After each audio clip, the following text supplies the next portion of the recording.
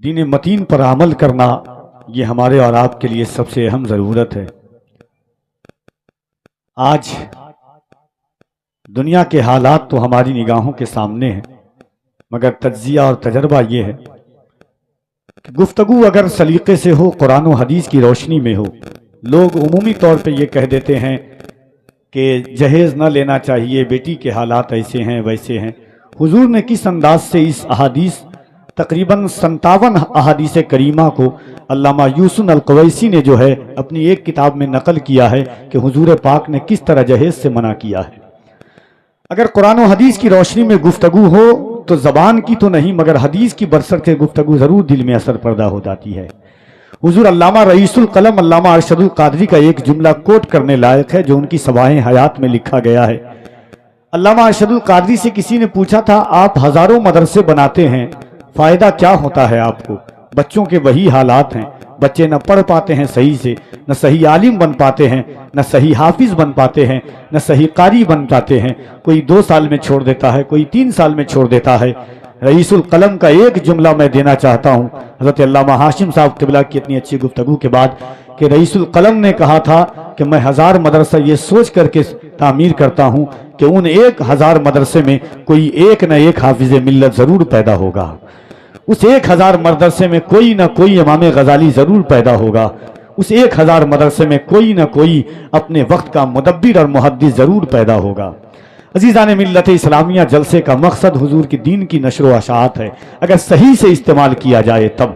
صحیح سے کوئی چیز بھی استعمال نہ کی جائے گی تو اس کے 2 رخ ہوتے ہیں، ہر سکہ کا 2 رخ ہوتا ہے، ایک اچھا رخ ہوتا ہے، ایک برا رخ ہوتا ہے۔ اگر تقریر قرآن و حدیث کی روشنی میں ہو، لوگوں کو یہ بتایا جائے کہ حضور نے جہیز کے خلاف کن تحریکات میں حصہ لیا ہے، حضور نے قرآن و حدیث کی روشنی میں سود کا کس طرح ودیت فرمائی ہے اور کس طرح سود سے منع کیا ہے، صحابہ کرام کو کس طرح حضور نے تلقین دی ہے، اگر دنیا کو اس طریقے سے بتایا جائے گا تو اس کا ضرور اثر ہوگا دل پر، کیونکہ زبان کا ہو نہ ہو مگر نبی کی احادیث اثر نہ کرے ایسا ہو نہیں سکتا ہے۔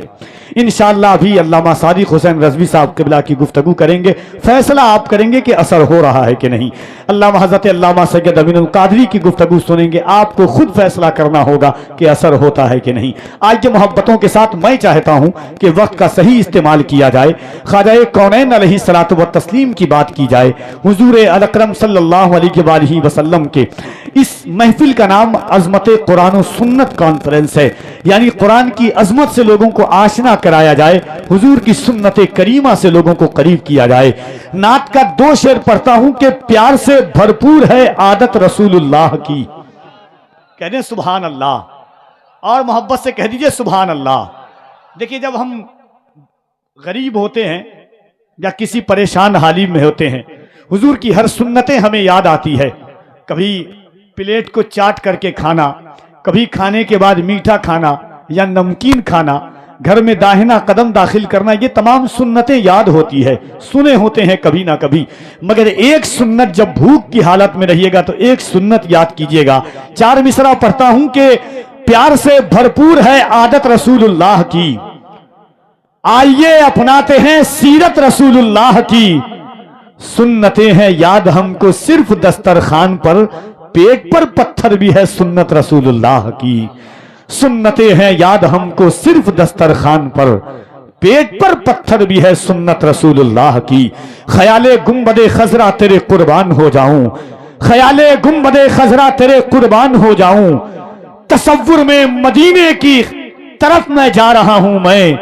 نکیروں سے جو گھبرا کر پکارا یا رسول اللہ، میرے سرکار کی آواز آئی آ رہا ہوں میں، نکیروں سے جو گھبرا کر پکارا یا رسول اللہ، میرے سرکار کی آواز آئی آ رہا ہوں میں۔ آئیے میں گزارش گزار ہوں بھائی مداح رسول انام جناب مولانا حافظ و قاری ارشاد عالم معطر دین آج پوری، بہترین قاری، بہترین حافظ اور بہترین عالم کا نام ارشاد عالم معطر دین آج پوری ہے، وہ آپ تک تشریف لاتے ہیں، محبت کے ساتھ استقبال کیجئے، پورا مجمع دل لگا کر کے۔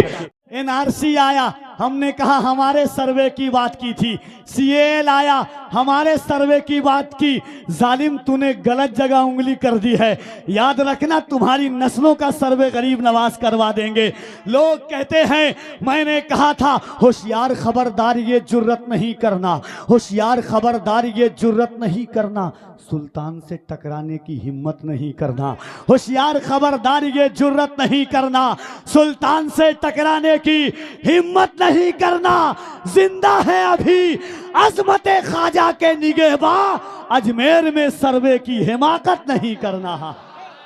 اتنا محبت سے دونوں ہاتھوں کو اٹھا کر جناب قاری محمد علی فیضی کی آمد سے قبل پورا مجمع ایمانداری کے ساتھ نعرہ لگائیے گا۔ اور میری ایک بات یاد رکھیے گا کہ دور ہے کہ 60 سال کے بوڑھے سے کہا جاتا ہے میرے نام کا نعرہ لگاؤ، 13 سال کے بوڑھے سے کہا جاتا ہے میرے نام کا نعرہ لگاؤ۔ ظالم وہ تمہارا مذہب ہے، تم زبردستی نعرہ لگواتے ہو، اگر ہمارے حضور چاہ لیتے ہیں تو ابو جہل کی مٹھی میں خود کنکر نعرہ لگانے لگتا ہے حضور کا۔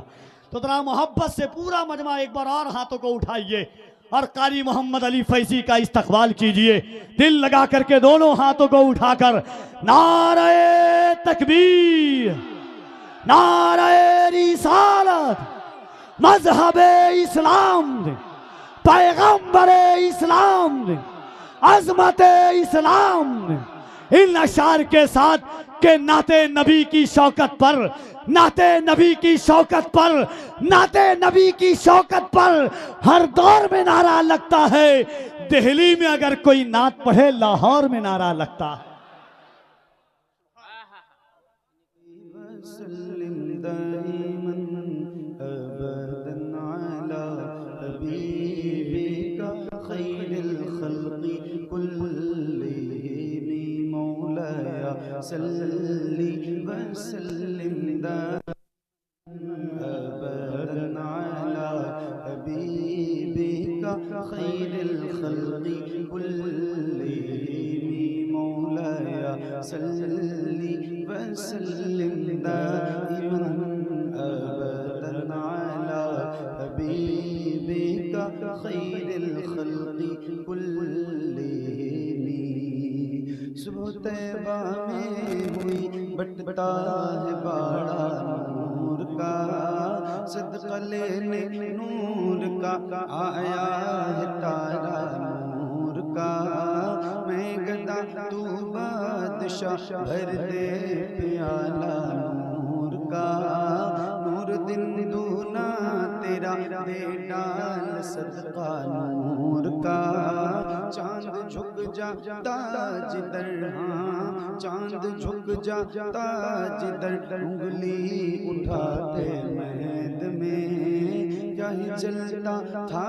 اشاروں پر کھلونا نور کا،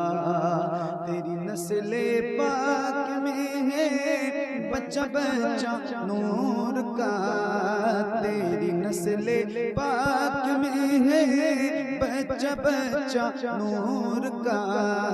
تو ہے نور تیرا سب گھرانہ نور کا، مولایا صلی وسلم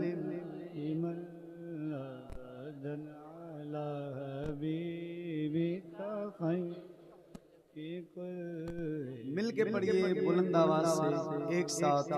ایک آواز میں، یاد رہے یہ درود میرے نبی کو بہت پسند ہے۔ سبحان اللہ، جس کو یاد ہے اس کی آواز بلند ہو، آئیے ذرا مل کے پڑھتے ہیں، پڑھیے مولایا صلی وسلم